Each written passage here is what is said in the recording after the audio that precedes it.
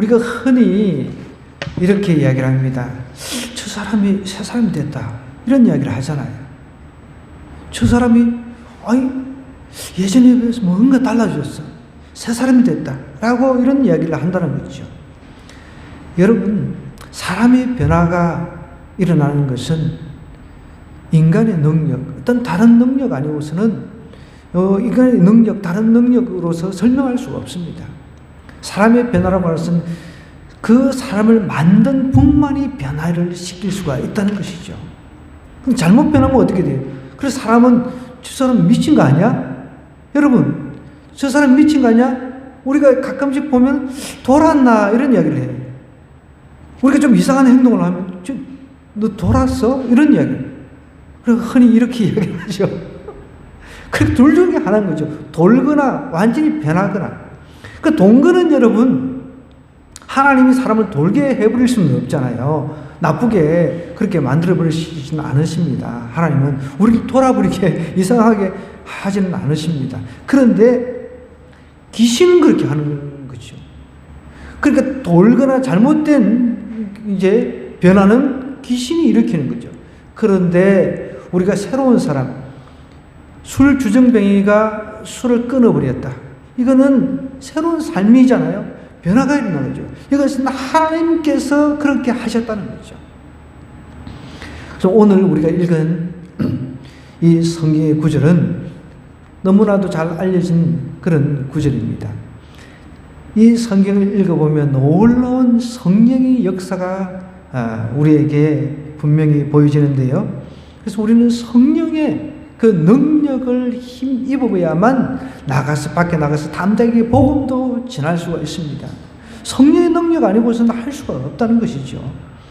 특별히 오늘 2장 1절에 보니까 이렇게 시작을 해요. 오순절날이 이름에 그들이 다 같이 한 곳에 모였다 그랬습니다. 이제 이 이야기는 예수님께서 이 땅에 하나님이신 예수님께서 인간의 몸을 입고 오셔가지고 우리의 성장 과정을 똑같이 경험을 했습니다. 우리의 성장 과정을 똑같이 경험하고 33년 혹은 33년 반 공적인 사역을 통해서 하늘나라를 가르치고 열심히 다니시면서 전도를 하셨어요. 하나님 나라가 곧 임할 것이다. 하나님 나라, 구약시대에 예언했던 메시아가 자신이라는 것을 많은 사람들이 이야기를 하고 자신이 죽고 3일 만에 다시 부활할 것을 이야기를 하셨어요. 왜 죽어야 되는지는 우리가 이렇게 잘 알고 있습니다. 우리 인간의 죄 때문에 자신이 죽어야 될 것을 이야기를 하고 그대로 실천을 하셨어요. 죽고 난 뒤에 3일 만에 부활하시고 난 뒤에 40일 동안 제자들과 많은 사람들과 함께 40일 동안 있었어요. 이 땅에. 유대라고 하는 지역에 존재를 하셨다는 거죠. 그리고 난 뒤에 이제 떠나시기 전에 땅끝까지 이르러 복음을 전하라. 땅끝까지 이르러 복음을 전하라라고 이제 명령을 하셨어요. 그리고 난 뒤에 내가 가면은 성령을 보내주겠다 약속하셨어요. 그 성령도 하나님이시라고 제가 지난번에 한번 말씀드렸습니다. 그 성령, 자신의 영인 성령 하나님을 보내주겠다고 약속하시고 이제 천국으로 올라가셨어요. 구름 타고 싹 올라가셨어요. 그리고 난 뒤에 10일 후에 약속하신 성령이 이제 오셨는데 그 성령이 오신 날이 성령 강림절이라고도 하기도 하지만 오순절 날이라고 이야기를 합니다. 그런데 이 오순절은 여러분 구약시대 때부터 있었던 절기입니다. 그것을 우리가 정확하게 먼저 알고 넘어가야 돼요. 오순절 날이 이름에 하면 이 오순절이라고 하는 것은 유대인들은 3대 절기가 있어요. 3대 절기 때마다 예루살렘에 모였어야 됩니다. 3대 절기가 뭐냐면 자, 오늘 나오는 오순절이 있죠. 오순절. 오순절. 그 다음에 유월절 들어봤죠? 유월절. 그 다음에 유월절이라고 하는 것은 애굽에서 탈출을 할 때, 그때 당시 유대인들은 다 살았지만 애굽의 첫 아들, 맏아들, 장자는 다 죽어버렸습니다. 그래서 하나님께서 문지방에 다 이제 유대인들한테는 피를 발라라. 그래서 이제 피를 바른 집은 죽음의 사자가 넘어갔다고 해서 유월, 넘었다 해서 패스 오버 해가 유월절. 유대인들이 이것을 철저하게 기념을 합니다. 주님께서, 하나님께서 자신들을 지켜주신 거죠. 그래서 유월절이라고 하는 명절을 지킵니다. 유월절. 그 다음에 오늘 나오는 이제 오순절인데, 오순절은 유월절 그 명절을 지나고 난 뒤에 7주 후에가 오순절이에요. 자, 7주 후면은 어디로 들어가 있습니까? 광야 땅에 들어가 있죠. 광야 땅. 광야 땅에 들어가 가지고 이제 있을 때인데, 7주 오순절이라고 하는 것은 원래 그 안식일 다음 날부터, 유월절을 이제 지내고 난 안식일 다음 날부터 7주를 계산하면 49일이 되잖아요. 그죠? 그렇게 해서 그 다음에 해가지고 50일 되는 날인데, 보리 추수를 기념해가지고 지키는 절기가 오순절이에요. 그러니까 맥추절, 초실절이라고도 이제 부르는데, 흔히 이제 7주를 계산하니까 7절이라고도 이제 이렇게 부릅니다. 광야 40년 생활 동안 만나와 메추라기로 살아갔던 이스라엘 백성들이 이제 가나안 땅에 이제 거기서 40년 후에 다시 가나안 땅으로 이제 들어가잖아요. 그 광야에서는 먹을 것, 입을 것이 사실 없었습니다. 하나님이 다 공급을 해 주셨어요. 그런데 이제 가나안 땅으로 들어가니까 거기서 농사도 짓고 정착 생활을 하잖아요.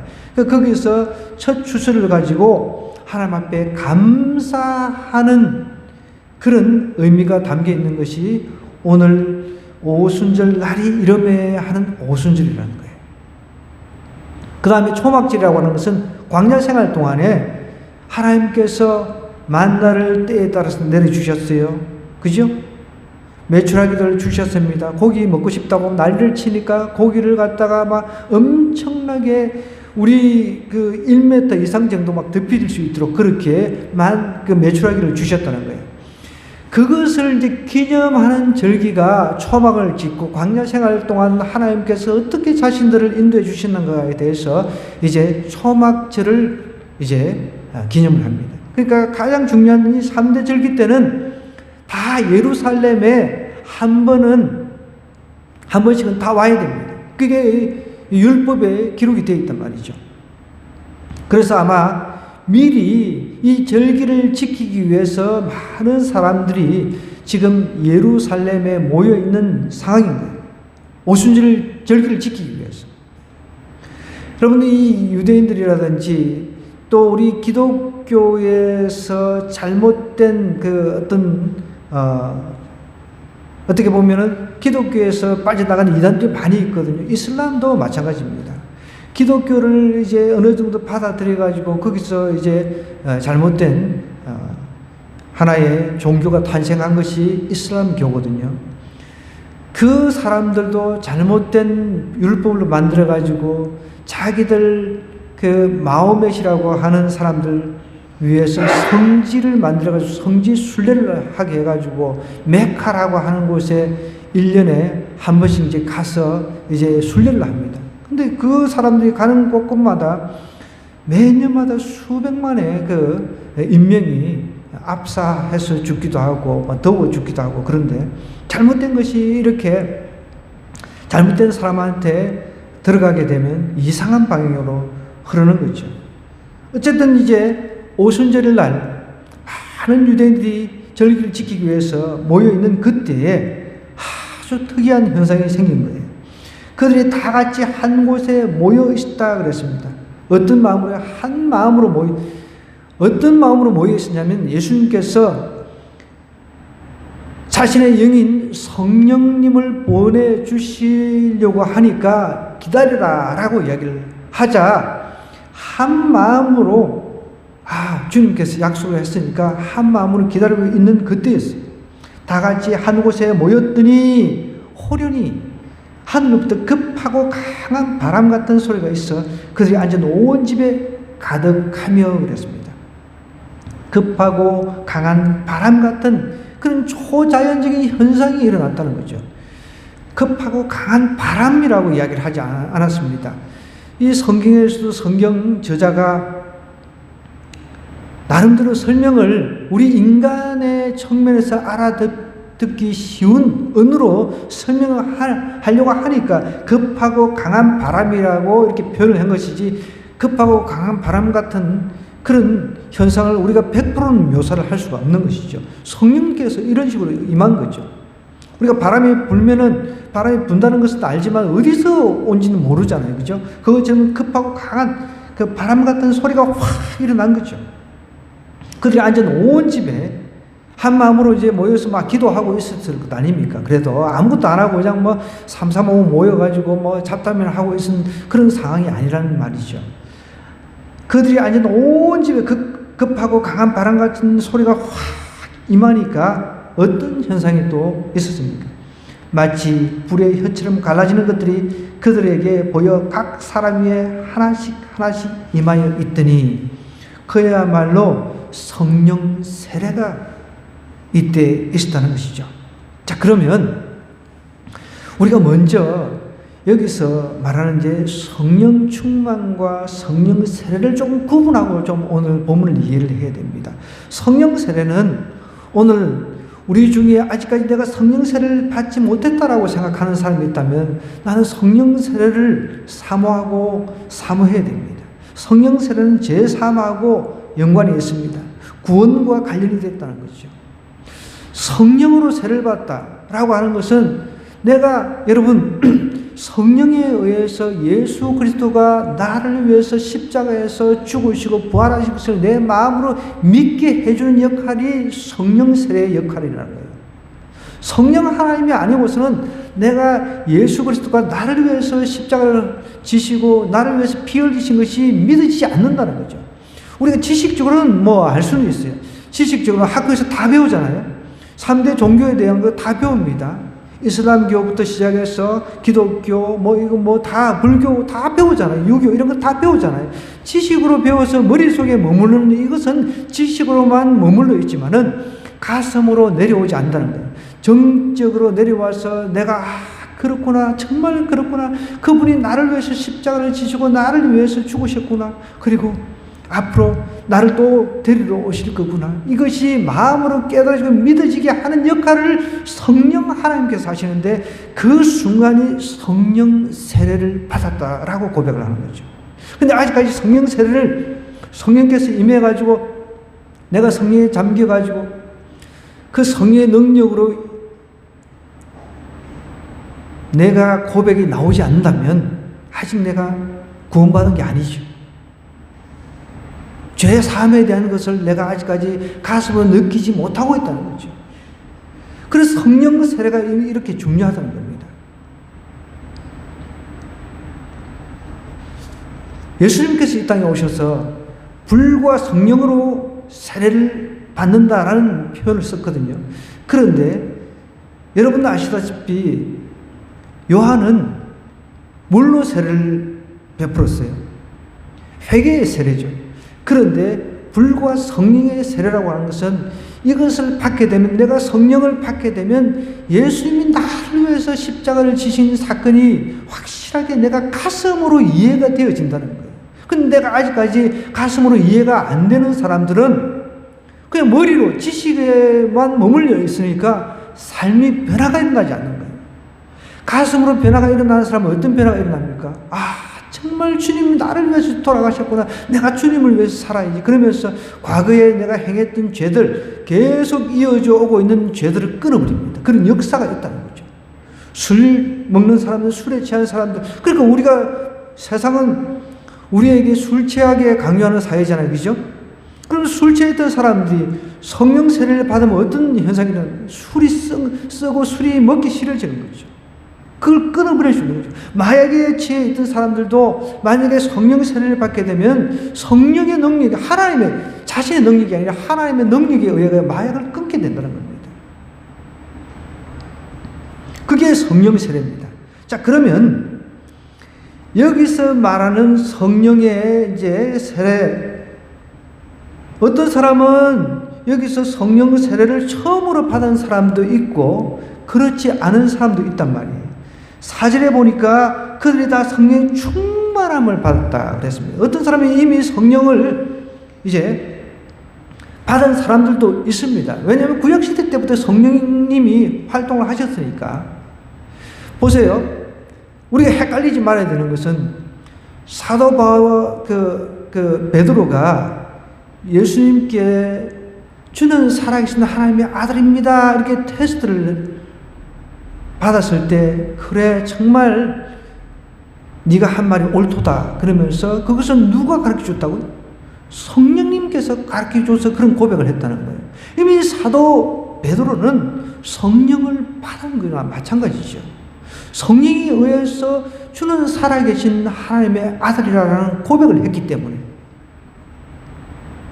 자, 그러면 그 성령에 의해서 그런 고백을 하는 사도 베드로 같은 사람은 오늘 여기서 오순절 성령 강림 때 성령이 단회적으로, 이 사건은 딱 한 번 있었던 사건이라는 거예요.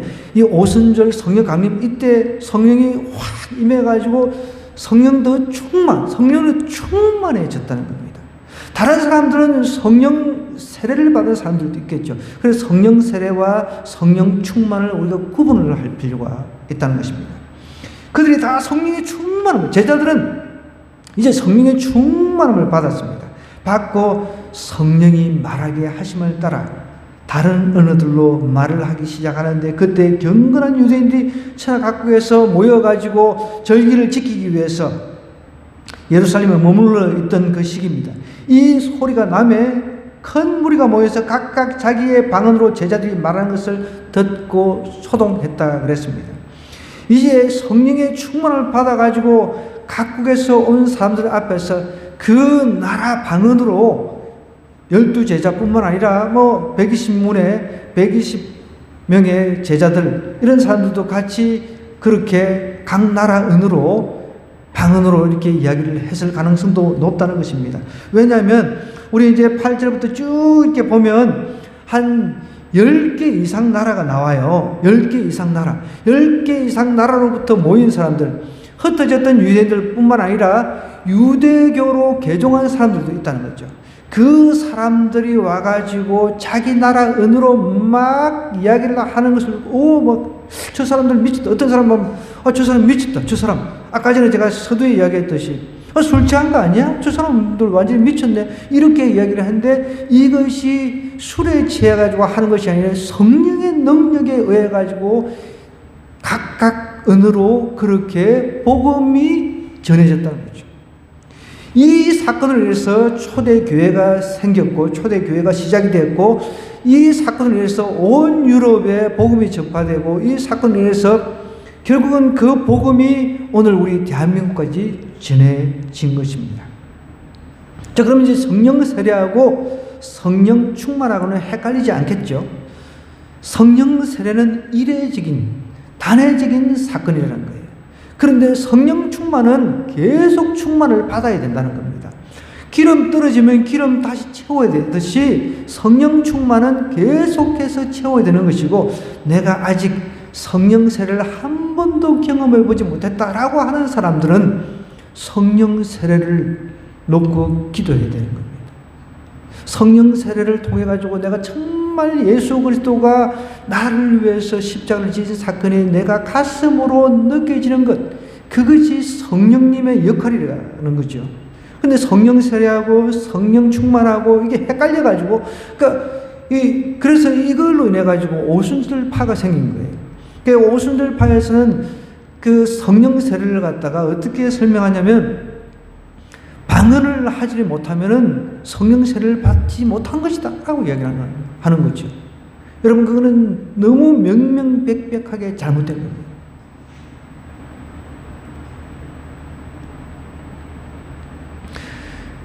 방금 말한 그 오순절파에서 주장하는 방언은 고린도서에 나오는 방언입니다. 그 방언하고 지금 여기 2장에서 말하고 있는 방언하고는 다르게 봅니다. 왜냐하면 보십시오.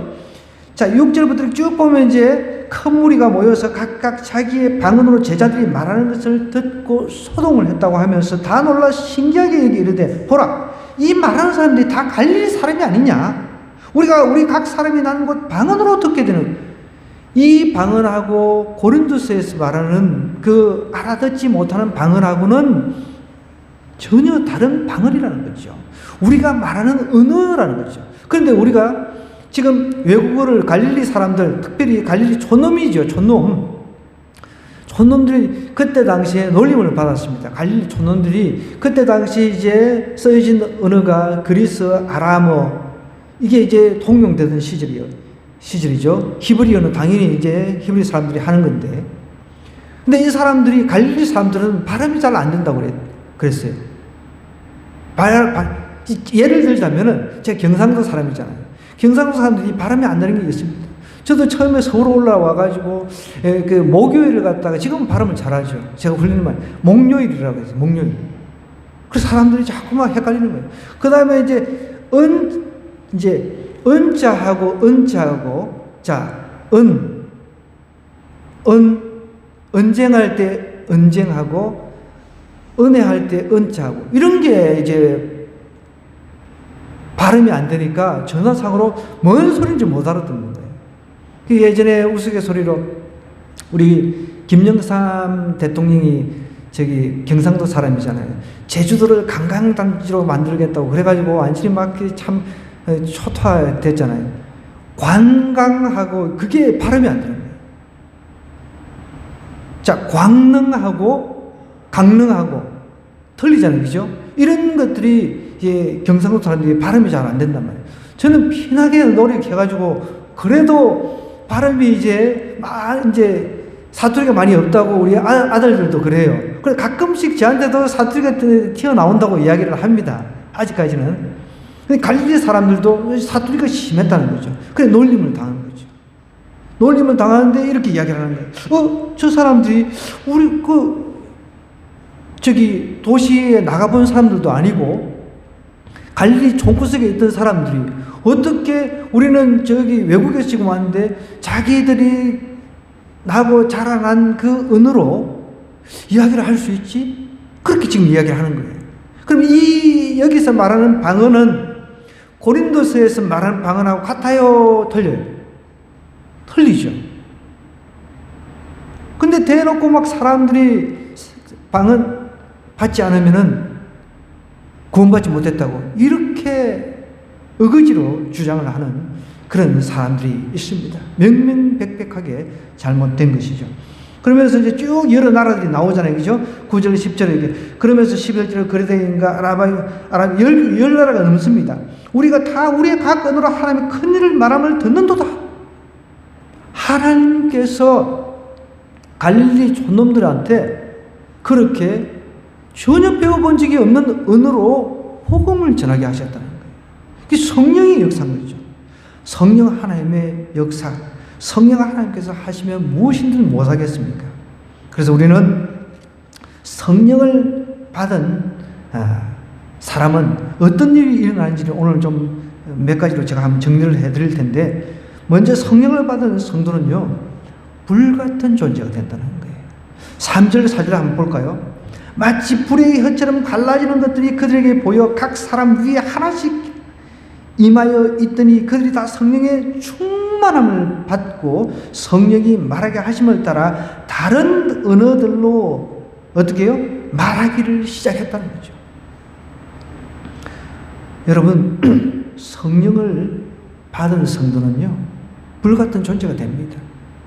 여러분, 성령을 받은 존재는 불같은 존재가 된다는 거예요. 믿으시기 바랍니다. 성령님은 하나님이라고 했습니다. 하나님이 지금 내 마음속에 임했는데 어떻게 내가 뜨겁지 않을 수가 있습니까? 뜨겁지 않은 게 이상한 거죠. 남녀가 눈이 맞아가 연애만 해도 눈이 뒤집히지잖아요. 제가 지난번에 한 말씀 드렸는데 어떤 대학교에 이 학생이 맨날 슬리퍼를 신고 머리도 그냥 막 감지도 않고 나오는데 어느 순간부터 얘가 머리도 단정하게 옷도 깔끔하게 입고 오더라는 거예요. 그 자세히 보니까 얘가 여자를 좋아해가 여자에게 사랑에 빠진 거예요. 여러분, 사람에게도 사랑에 뭔가 감정에 빠지면 감정의 변화만 있어도 그렇게 스스로로 막 변화를 시키는데 어떻게 하나님이 내 마음에 임하셨어요. 하나님이 내 마음에 오셨단 말이에요. 근데 내가 전혀 반응이 없고 내 삶의 움직임이 없어요. 변화가 없어요. 그거는 잘못된 거죠. 성령을 받은 성도는 불같은 존재가 됩니다.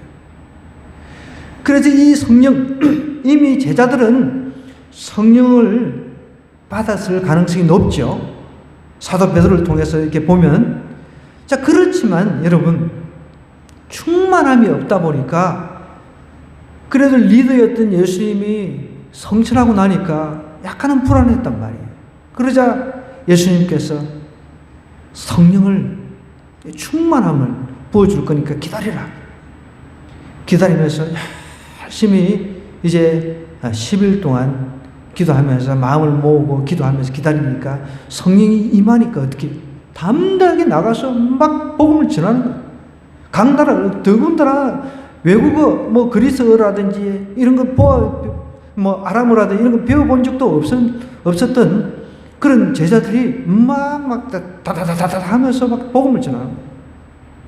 예수님께서 구약시대에 말한 그분이 이 땅에 오셔가지고 우리를 위해서 죽으시고 3일 만에 부활하셨다. 이 복음의 내용이죠.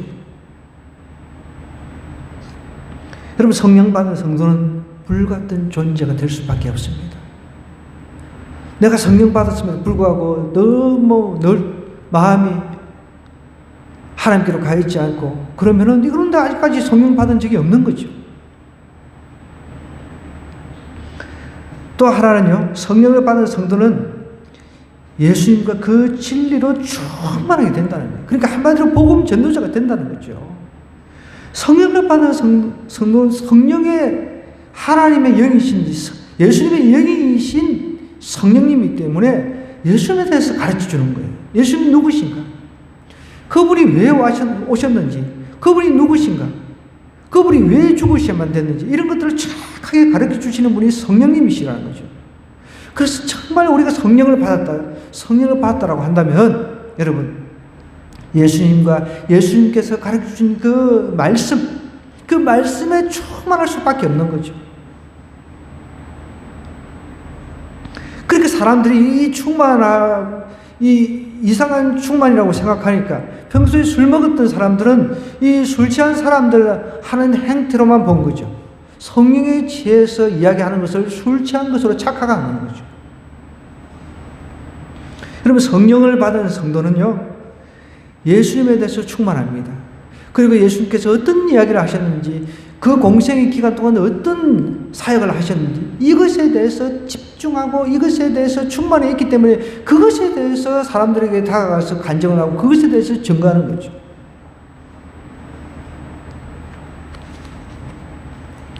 그 뜨거워지니까 예수님에 대해서 알려고 할 것 아닙니까? 그럼 예수님에 대해서 알려고 성경을 파헤치다 보면 그 성경 말씀이 막 가슴에 충만해지니까 그것을 전하지 않을 수 없는 거죠. 여러분, 성령을 경험하지 못한 사람은 전도를 할 수가 없는 겁니다. 교회로는 데리고 올 수 있어요. 교회 프로그램이 좋아가지고 우리 교회 한번 가보자 라고 해가지고 데려올 수 있어요. 영화 재미있다고 어제도 우리 둘째 놈이 애니메이션을 보고 왔는데 갔다 와서 막 재미있다고 애니메이션 자랑을 하는 거예요. 그래가지고 자기는 이해가 안 되는데 자기가 같이 가는데 여자친구는 그거를 보고 오열을 하더라나? 자기 이해가 안 간다고. 참, 뭔 이야기니, 영한지 좋은 사람한테 물어보세요. 여러분, 세상의 영화 한 편을 봐도 그게 너무 그냥 감동이 되면 오열을 합니다. 오열을 했답니다. 예수 그리스도의 그 말씀과 그 사랑을 내가 성령의 능력으로 경험한 사람들은 전하지 않을 수 없다는 것이죠.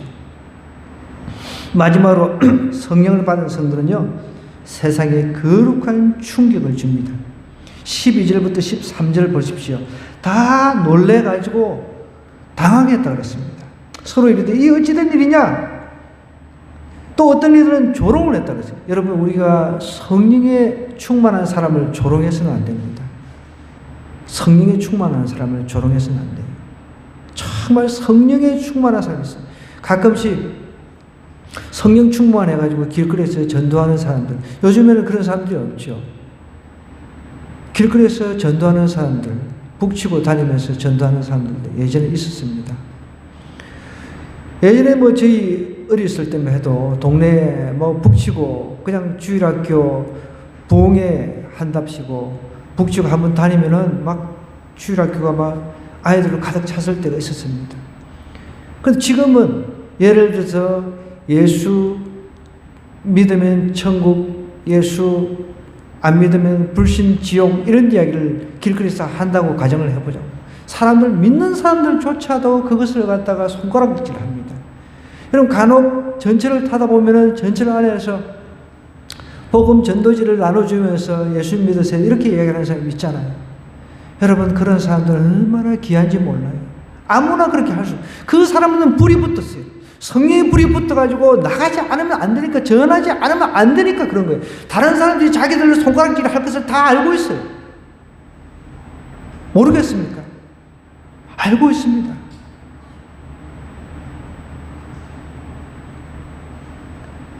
여기 보십시오. 어떤 이들은 조롱하여 이르되 그들이 새술에 취하였다. 뭔 새술, 그러니까 어떤 새술 뭐 만들어 먹어가지고 취해가지고 지금 저러고 있다.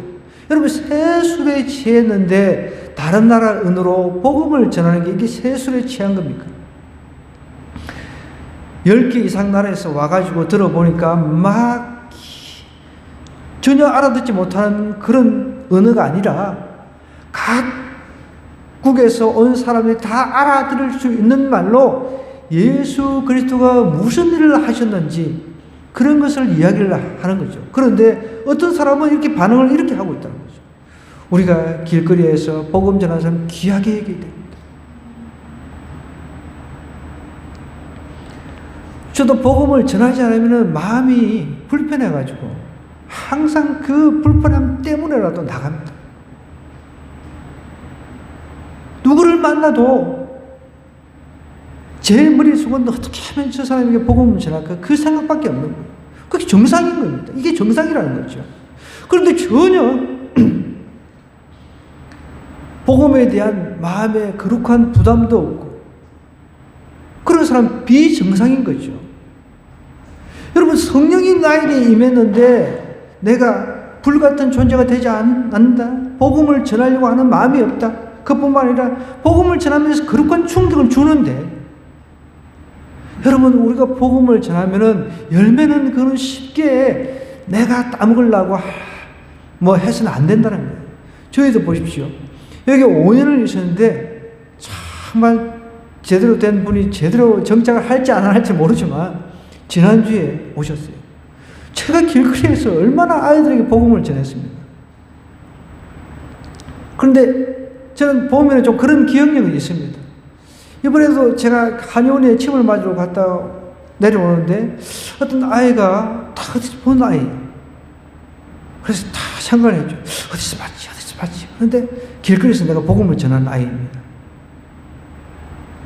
리드 앤 톡스라고 하는 영어 그 도서관을 다니고 있어요. 그래서 제가 내려오면서 너 교회 한번 와라 또 전했습니다. 여러분, 성령을 받은 성도는 이 세상에 거룩한 충격을 주는 사람이에요. 저 사람이 왜 저래? 그럴지라도 여러분, 복음을 전하다 보면 이상한 반응이 나와요. 지금 미친 거 아니야? 그런 소리를 듣는다는 겁니다. 정상적인 사람이라도 그렇게 이야기를 한다는 거예요. 더군다나 요즘에는 이런 복음 전하는 사람들, 코로나가 한번 그치고 난 뒤부터는 다 그냥 뭐 이제 가가호 방문도 좀 다 자제하고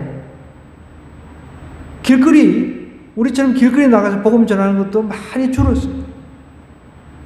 욕 들을까봐. 그러면 욕 들을까봐 내가 복음을 전하지 못한다? 이런 성령에 충만한 사람이 아니라는 거죠. 그런 사람들은 성령 충만을 놓기도 해야 돼요. 하나님, 제가 복음을 어디 가든지 담대하게 전할 수 있게 충만함을 주세요. 성령 충만함을 주세요. 그러다 보면은 세상의 충격을 받게 되어 있다는 거죠. 내가 하나님께서 전하라 하는 그 말씀을 전했을 때 그 결과는 내가 판단하는 게 아닙니다.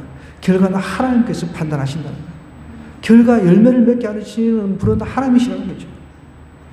우리가 반찬을 만들어가지고 참 열심을 1년 넘게 2년 가까이 지금 노인들을 찾아다니고 있지만 될 듯 말 듯, 될 듯 말 듯. 너무너무 어렵습니다. 너무너무 어려워요. 그렇다고 이거 참 포기를 해버려. 그냥 어떤 때 그런 생각 듭니다.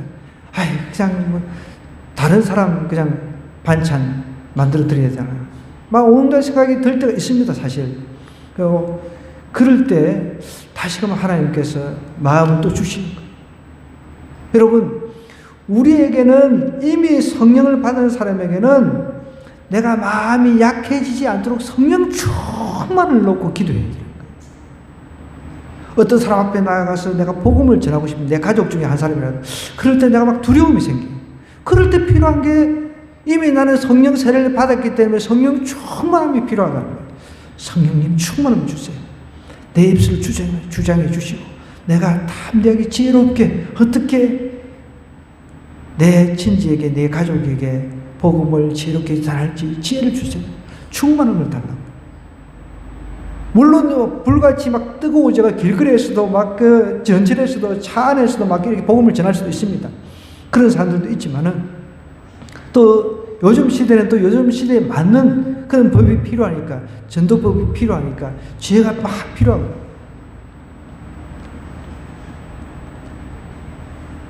여러분, 성령님은 왜 오셨습니까? 성령 하나님은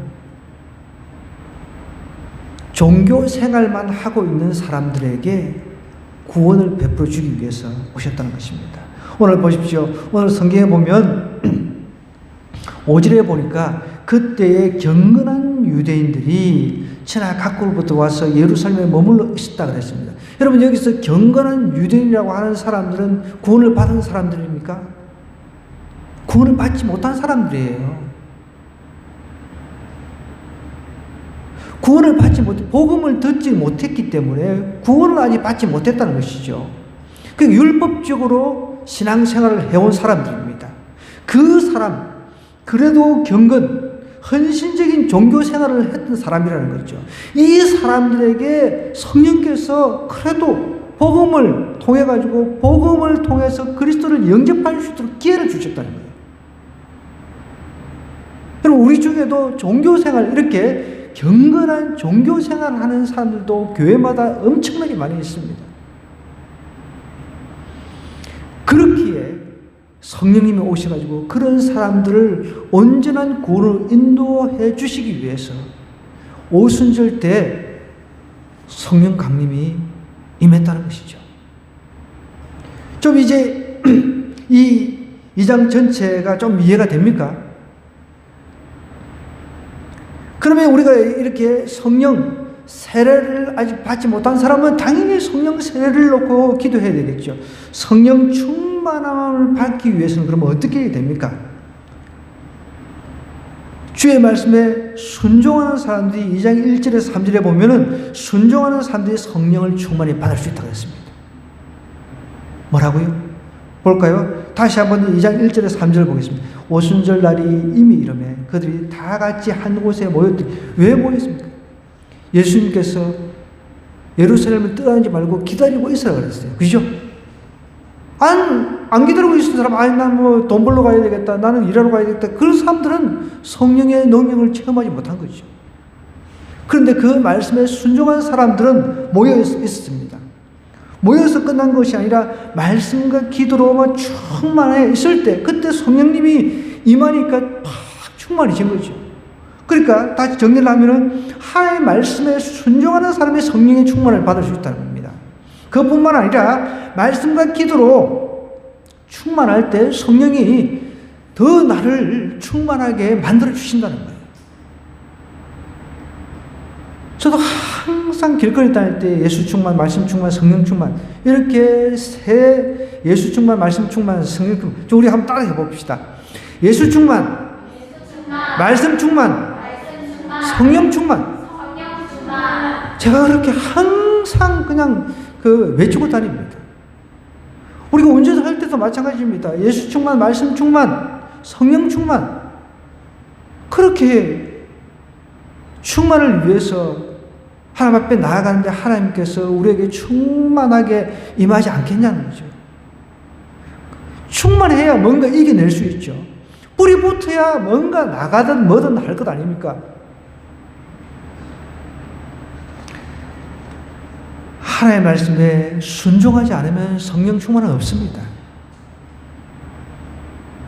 또 말씀과 기도로 충만할 때 성령이 충만히 임한다는 것입니다. 지혜가 임하고요. 능력이 임한다는 것이죠. 정리를 하겠습니다. 성령을 받은 성도, 성령이 임하시면요, 성령을 받은 성도는요, 불같은 존재가 됩니다. 뜨거워진다는 거예요. 가슴. 성령을 받은 성도는 예수님과 그 진리로 충만하게 됩니다.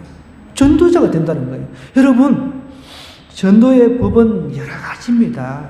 많이 있습니다. 저는 전도 책자 거의 서점에 있는 전도 책자는 다 공부를 한 사람입니다. 전도법에 대해서도 다 공부를 한 사람입니다. 그것이 중요한 건 아닙니다. 그것이 중요한 게 아니에요. 성령으로 충만해진 사람은 내 안에 예수님 누군가를 내 안에 심은 사람은요, 어떤 방법을 전하게 되어 있다는 거예요. 여러분, 우리 아이들이 영화 한 편을 보고 와가지고, 영화 서론은 어떻고, 그 다음에 본론은 어떻고, 결론은 어떻고, 이렇게 자세하게 가르쳐 줍니까? 안 가르쳐 주잖아요. 그냥 감동만, 너무 좋아서, 빨리 가서 봐라. 그러잖아요. 우리도 마찬가지입니다. 서론, 본론, 결론, 이런 거 따지는 것은 우리 공학도들, 우리 영찬이 같은 경우는 이과생들이니까 아빠 서론이 어떻고 본론이 어떻고 결론이 어떻고 아빠는 이게 부족해 이래. 그럼 내가 이제 우리 영찬이 통해 들었더니 그렇구나. 자기 교회 목사님은 이공계 출신이라 그런 게 좀 강한데 아빠는 그런 게 약하다고 그래. 근데 아빠는 뭐가 강하냐? 아빠는 뜨겁다는 거야. 대신 저는 지금 문과 출신이니까 여러분, 서론, 본론, 결론, 말의 은으로도 상관없습니다. 성령의 내가 지배를 받으면요, 그거하고 상관이 없다니까요. 지난주 우리 새로 오신 분 앞에서 내가 찬양을 하는데 저거 너무 멀고 저 눈도 좀 안 좋은데 너무 멀고 곡 악보를 제가 찾으려고 하니까 악보도 없어요. 그래가지고 할 수 없이 저걸 봤는데 잘 보이다. 제가 또 박자 또 무박자잖아요. 그냥 내 박자잖아요. 그거 상관없어요. 내 마음에 내가 그 곡을 불러야 되겠다라는 마음을 하나님께 주셨기 때문에 그걸 골랐는데 악보가 없는 악보가 오래돼가지고. 근데 다 몰라. 보면.